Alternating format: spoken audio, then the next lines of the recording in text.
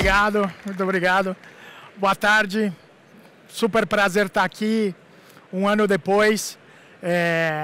A gente trabalhou muito durante esse ano. O ano passado a gente falou um pouco de crédito, falamos de inclusão financeira e hoje a gente está aqui para falar um pouco de como mudar o desafio de concessão de crédito, de inclusão, de democratização de crédito no Brasil. O ano passado a gente falou de uma mudança no eixo de poder, ou seja, cada vez mais o consumidor de todos os tipos de serviço tem que ter as alavancas na sua mão para tomar decisões de que produto ele quer consumir. E a gente falou ano passado que cada vez mais serviços financeiros também ia funcionar da mesma forma. E quanto isso é uma peça super importante para um cenário de inclusão financeira e para um cenário de bancarização. Durante esse último ano, a gente ficou pensando muito como quebrar esse status quo, como fazer isso de uma forma diferente, seja do ponto de vista de produto, seja do ponto de vista de iniciação, seja do ponto de vista sobre todas as óticas. A gente literalmente quase que virou uma obsessão dentro da companhia, que é como fazer isto de forma diferente. E hoje a ideia é trazer aqui para vocês 5 principais reflexões e conclusões que a gente tirou ao longo desse ano.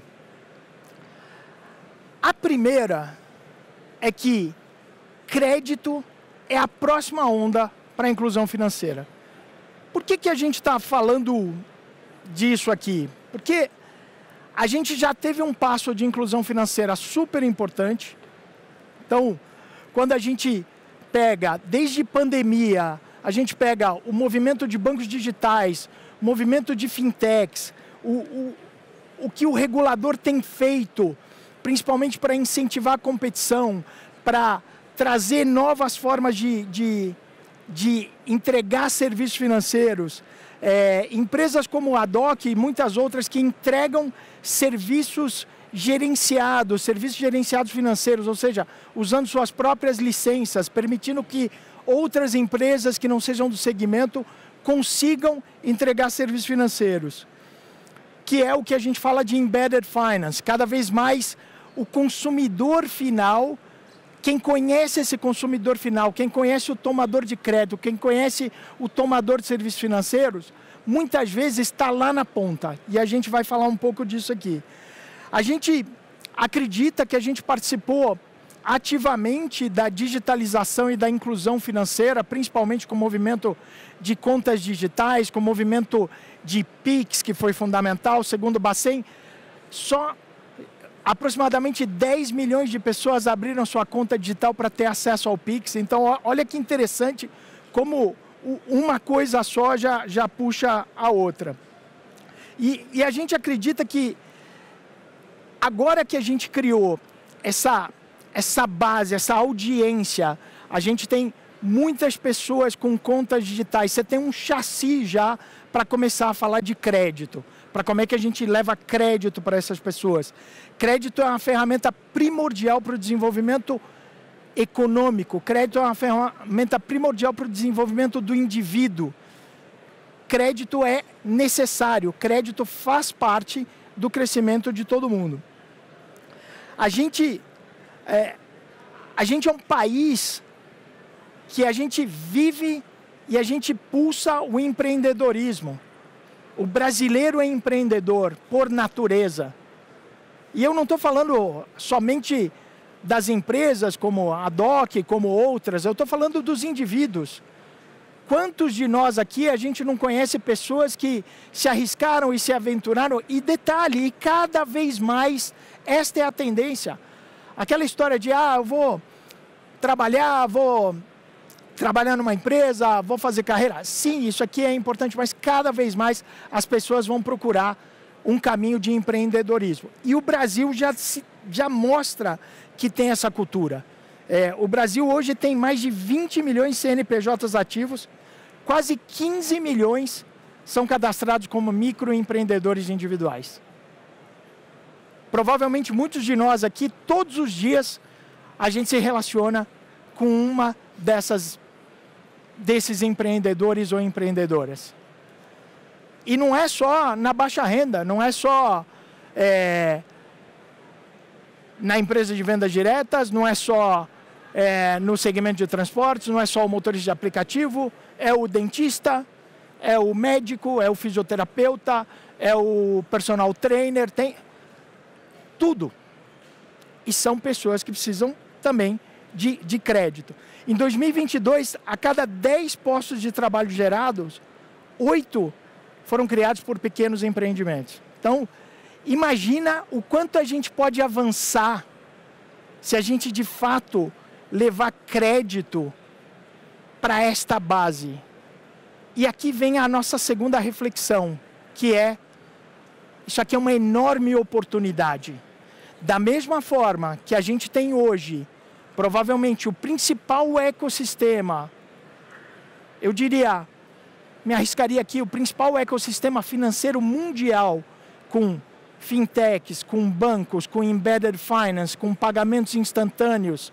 A gente, de fato, é benchmark em pagamentos. A gente é o país que é observado. As tecnologias que nós desenvolvemos aqui para os nossos serviços são olhadas pelo mundo, observadas pelo mundo inteiro para serem replicadas. A gente tem Estados Unidos agora lançando o FedNow agora em julho, enquanto a gente já lançou o Pix e com um sucesso incrível. Quando a gente olha para o cenário brasileiro, aí falando de oportunidade, olha que coisa interessante. Moradores de favelas reúnem um poder de consumo de 167 bilhões por ano. 167 bilhões por ano. Vamos lembrar que o ano passado a gente começou junto com o G10, o primeiro banco das favelas, e a gente tem um trabalho lá com o Gilson, com todo mundo, para, de fato, fazer isso sair do papel. Mesmo esse número sendo tão grande, o modelo atual não inclui essas pessoas em crédito, ainda. Outro exemplo que a gente adora trazer é o exemplo de caminhoneiros. São 2 milhões de caminhoneiros autônomos nesse país.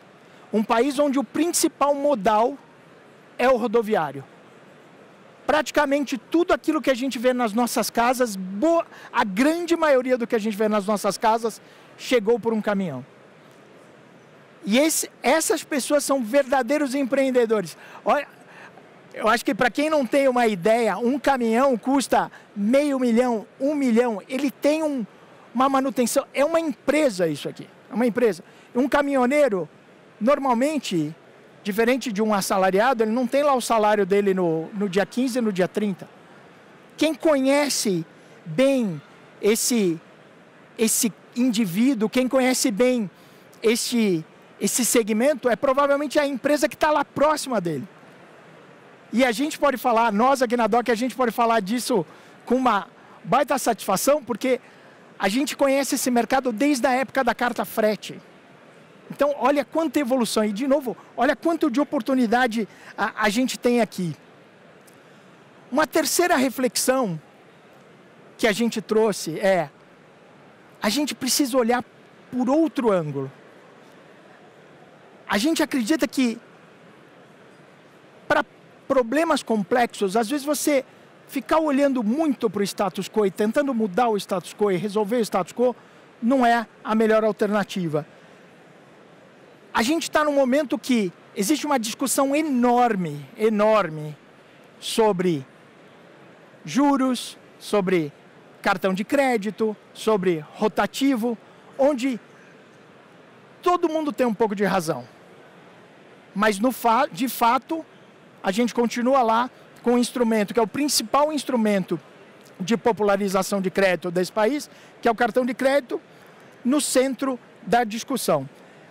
A gente acredita que tem questões estruturais estão sendo discutidas, de Selic, etc. e tal, mas a gente já teve Selic a 4% e a taxa do rotativo não mudou.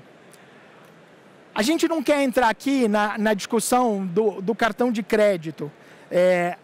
A gente quer olhar por outro ângulo. E exatamente esse outro ângulo olha o que o Pix trouxe para a mesa.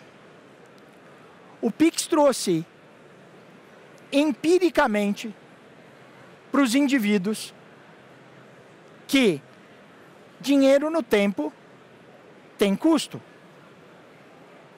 Provavelmente muitos de vocês a gente já via lá o desconto no boleto, quando a gente comprava no e-commerce, mas agora o desconto no Pix, quando compra no e-commerce. E mais do que isso, aquele pequeno estabelecimento, aquele pequeno empreendedor, ele foi o primeiro a perceber que, peraí, antes eu recebia aqui no cartão, recebia em 30 dias, a pessoa me pagava 100, eu recebia, sei lá, 90, 95. Agora a pessoa me paga em Pix, eu recebo na hora o mesmo valor. Opa, então vou incentivar isso aqui. Olha que interessante como o Pix ele começa a trazer outros ângulos, outras perspectivas. Então, quando a gente fala de olhar por outro ângulo, é um pouco disto. A gente começa a construir coisas diferentes em cima disso. Outro ponto que a gente começa a entender é que não existe crédito sustentável sem educação financeira. Você vai falar, porra, legal, né? Falar de educação financeira é um puta assunto super fancy, ESG, mas é fato. As pessoas têm que aprender, têm que se educar financeiramente. As pessoas têm que saber para tomar uma decisão se é melhor comprar em 10 vezes aquele produto ou se é melhor pagar à vista. Tem que saber fazer uma conta. E mais do que isso, tem que saber como fazer essa conta, porque essa conta pode variar de indivíduo para indivíduo, de família para família. Varia daquilo que você está comprando. Estou comprando algo para empreender, é diferente. Algo para consumir é diferente. Algo para subsistir é completamente diferente. E quando a gente fala disso, e a gente fala de um país com baixa educação financeira, o ponto que a gente quer trazer aqui é as plataformas, os provedores, quem dá crédito, também tem que ser responsável por dar educação financeira. Não vamos nem entrar no mérito que tem que ter educação financeira na escola, tem. Mas o que a gente resolve agora? Como é que a gente entrega isso agora? Imagina que, ao invés de simplesmente dar um produto de crédito, eu sim vou desafiar o sistema a fazer diferente, a ensinar aquela pessoa a consumir e a tomar aquele crédito.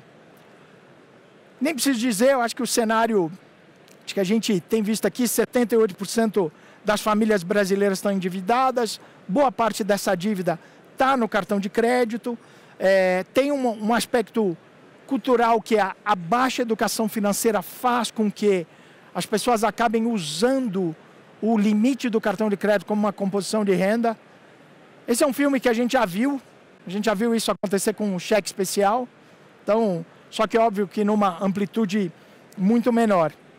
Então, os cartões de crédito são, para deixar claro, a gente não está dizendo, não estamos abrindo uma luta aqui contra o cartão de crédito é fenomenal, o cartão de crédito é um instrumento muito interessante, muito inteligente, para você agrupar suas contas, você pagar tudo no mesmo dia, desde que você consiga controlar, desde que você saiba, tenha conhecimento para usar um produto que ele é complexo, precisa ter conhecimento sobre o produto. É igual quando a gente compra qualquer coisa em casa que vem um manual. Muitas vezes a gente não lê o manual, né? Então é mais ou menos isso. Como é que a gente faz para o cliente ler o manual?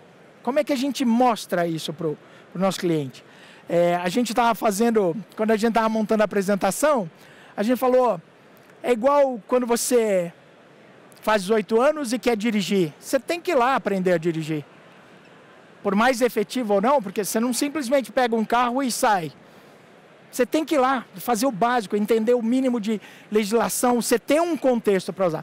Crédito é a mesma coisa. Então, a gente acredita que a gente precisa trazer para a mesa produtos que de fato entreguem educação financeira e não só na entrada do cliente, na jornada inteira dele. O quinto ponto aqui, que é, acho que o mais relevante talvez para a gente de fato mudar esse status quo, é coragem. Coragem de fato para não ficar simplesmente paralisado no que a gente está vendo hoje, no cenário que a gente tem hoje, porque para algumas empresas o cenário pode ser até positivo, ok. Coragem de mudar algo, coragem de incluir algo, mesmo que isso no médio prazo e no curto prazo possa ser, entre aspas, não tão bom para o meu negócio. E por que a gente está falando isso? Algumas das coisas que a gente tem provocado será que muitos que estão aqui, muitas das empresas que dão crédito, quando a gente olha esse cenário, será que a gente teria coragem de entregar um produto que a periodicidade não vai ser mais mensal? Vai ser semanal, quinzenal? Mesmo que isso signifique, talvez, eu ganhar menos com remuneração de juros, mas provavelmente vai significar o quê? Um produto muito mais sustentável, vai representar um produto muito mais adequado a essa realidade que a gente tem no Brasil. Será que a gente tem coragem para entregar a educação financeira de uma forma que alguém vai pegar e contratar um produto e falar assim, acho melhor eu não contratar, porque eu aprendi aqui, acho que não é a hora, isso aqui eu vou ter que esperar um pouco, ou vou pegar um outro produto. Então, será que a gente tem coragem de falar assim, eu tenho certeza que todo mundo aqui, eu gosto de um parcelado sem juros, né, aquela coisa que você vai lá, mas de falar assim, paga a primeira parcela no ato? Será que você não vai pensar duas vezes se você tivesse que pagar a primeira parcela no ato, vai impactar a sua vida? Porque provavelmente muitas pessoas vão pensar, putz, será que eu preciso disso mesmo? Tendo em vista que a dinâmica do nosso consumidor é calcular a parcela, essa parcela cabe no orçamento, põe lá no cartão e depois de 30, 40 dias vê a fatura e vê aquele faturão, será que a gente vai ter coragem para fazer isso? É essa a provocação que a gente está fazendo aqui. A gente acredita que isso aqui é também um exercício de empatia. E tudo isso que eu estou falando está baseado... A gente pega os dados oficiais, a gente tem 90 milhões de brasileiros ocupados, metade são autônomos, e a gente conseguiu ver por pesquisas, nosso time de research fez uma pesquisa, mais de 40% das pessoas não recebem sua fonte principal de renda mensalmente. Recebem ou diariamente, ou semanalmente, ou quinzenalmente. Aliás, se a gente for para o hemisfério norte, também já é o padrão, né? Pagamento de salários semanais, esse tipo de coisa. Então, será que as parcelas precisam ser mensais? Nessa mesma pesquisa, a gente também pôde ver que 75% dos entrevistados pensariam duas vezes antes de comprar se tivesse que pagar a primeira parcela no ato. Será que, e aí tenho vários colegas aqui varejistas e que são super importantes, será que a gente colocaria um produto desse mesmo que vou vender menos com isso? Qual que é o nível de fidelidade que eu vou gerar para esse cliente? Porque eu estou de fato ajudando ele.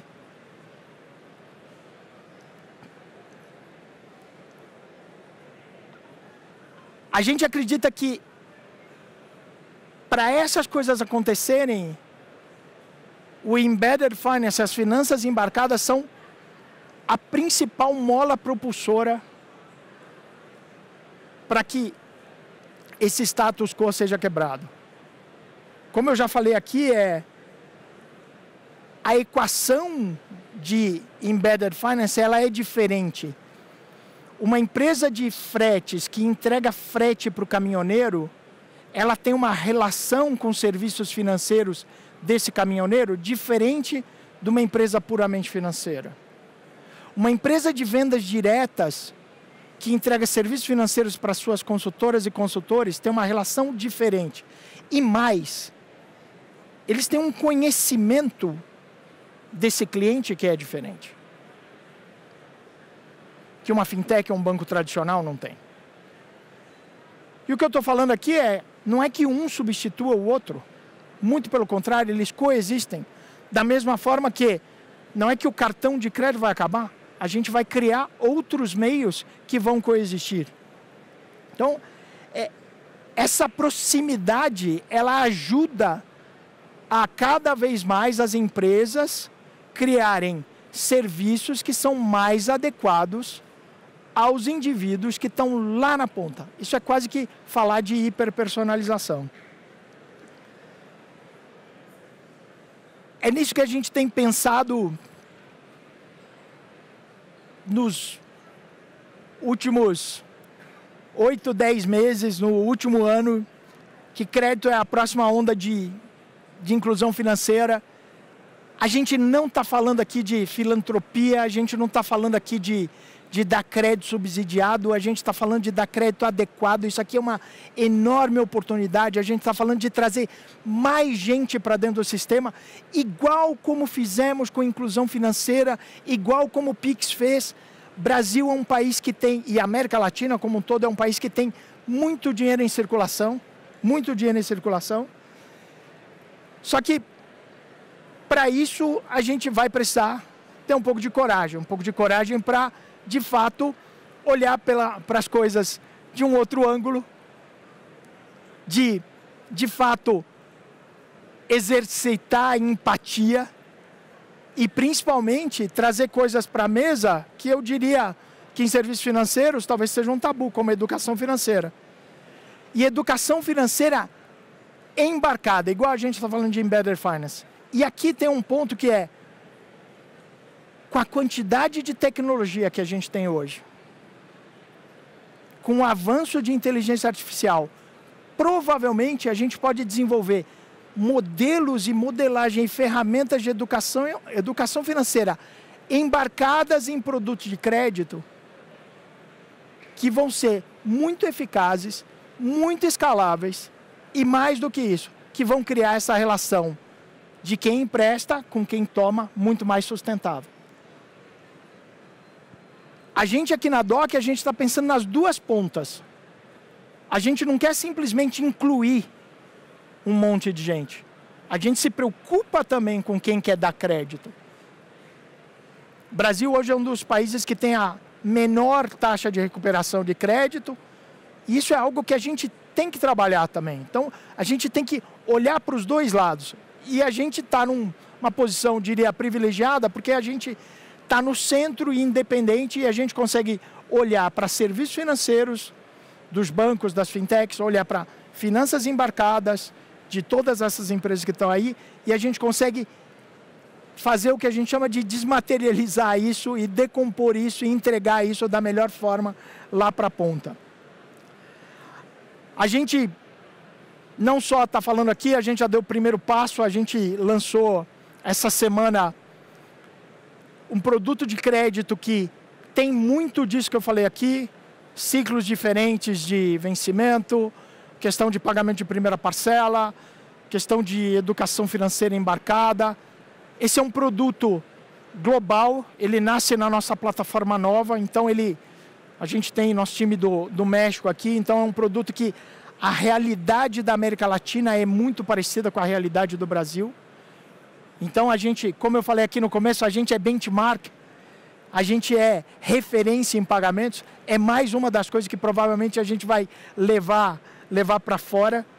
E a gente tem certeza que o que a gente está fazendo hoje não é para colher amanhã. O que a gente está fazendo hoje, a gente não faz sozinho. E a nossa ideia aqui, em trazer tudo isso para vocês, é de fato, em trazer essa visão provocativa, é trazer essa visão de sobre uma outra ótica, sobre um outro ângulo, que é uma visão que pode, de fato, não só mudar finanças nesse país, mudar a concessão de crédito nesse país, incluir muito mais pessoas, uma quantidade enorme de pessoas em serviços financeiros, e mais do que isso, de uma forma sustentável e de uma forma onde todos possam crescer. No final, uma enorme oportunidade. Então, super obrigado por poder estar aqui e poder compartilhar com vocês esse nosso entusiasmo que a gente tem sobre esse tema. E eu tenho certeza que cada dia que passa, cada um de nós está sempre pensando em como fazer o melhor, não só para as nossas empresas, mas para os nossos clientes e para o nosso país. Obrigado. Nossos sinceros agradecimentos. Muito obrigada esse espaço aqui agora, né? Com mais uma rica explanação aqui nesse auditório, agora aqui com o pessoal da DOC. Muito obrigada mais uma vez, Antônio Soares, CEO da DOC. Eu queria até saber, já que a gente tem um tempinho aqui, alguém tem alguma pergunta? Alguém tem alguma questão, quer fazer algum comentário? Afinal de contas, esse é um espaço aberto e a gente tem esse momento aqui também. Se alguém tiver alguma pergunta, basta levantar a mão, a gente já vai até vocês, leva o microfone. Estou até aproveitando esse instante aqui, que eu estou aqui com o Antônio. Antônio, mais uma vez, muito obrigada por estar aqui com a gente. Um prazer. Não é a primeira vez, sempre aqui conosco e sempre trazendo várias soluções. Temos uma pergunta aqui, por favor, se identifique e... Opa, a gente não está conseguindo. Eu não tenho teu retorno, eu vou ter que chegar perto. Não, a gente vai conseguir ter. Vamos ver. Conseguiu? Pega esse microfone aqui, vamos lá, eu vou até você. Obrigado. Tudo bom, Antônio? Parabéns, cara, pela palestra, ótimo. Assim, a minha dúvida, tá? Acho que esse ponto que tu falou de educação financeira, ele é algo que ainda assusta um pouco, né? O pessoal tem medo de que eu vou perder receita com isso. Eu estou tentando olhar isso por um outro lado. Como é que eu uso a educação financeira para falar para o meu cliente outras possibilidades de ofertas de produtos e serviços para sair daquele do tradicional de empréstimo, de CDC, de parcelado sem juros? É um pouco... A gente conversou, estou até olhando para a Carla ali, a gente falou exatamente sobre isso. Como é que, imagina lá na sua concessão do CIA Pay, imagina que você tenha junto com todos os dados lá que ele coloca no digital, a gente tem Open Finance hoje. Você vai conseguir ver, por exemplo, se aquele indivíduo já está tomado em outros cartões de crédito. E aí, análogo, muito simples, vou simplificar, mas da mesma forma que você tem um motor de crédito, que você pega aquelas informações e roda a tua escoragem, a gente pega uma série de informações desse indivíduo, logo quando ele está fazendo a concessão, informações que já estão disponíveis dele, e exatamente, ao invés de falar para ele, não contrata esse produto que você está pedindo, contrata esse aqui. Mas em alguns casos você vai falar assim, cara, melhor você não levar nenhum. É exatamente esse o ponto. Mas o ponto é, cara, você trouxe um ponto que é, como de fato tirar a educação financeira do papel. Esse para mim é um exemplo que ela sai do papel. Muito bem, bom, queria agradecer a sua participação, é sempre bom a gente ter esse canal aberto, mas eu vou até lembrar e vou fazer um convite aqui também, estender, porque eu acho que é óbvio que todos já estão convidados para dar uma passadinha aqui na DOC, que está com um stand lindo aqui, do nosso lado, nossos vizinhos aqui. Ela fez a minha fala, hein? Olha. Eu tinha esquecido. Super obrigado. Poxa, mas eu acho que fica claro aqui, né? Porque Super aqui, obrigado. Na verdade, eu acho que o interessante, Antônio, é que aqui é sempre uma pauta para outros assuntos, outras conversas que a gente pode estender, que são, com certeza, vão trazer outras soluções para o nosso setor financeiro. Então, por isso que fica sempre o convite para que todos estendam essa conversa e, por que não, ali, bora lá, vamos lá com tomar vocês. um café. Não é isso? Obrigado. Muito obrigada mais uma vez, uma salva de palmas. Voltamos em 15 minutos. Obrigado. Foi ótimo.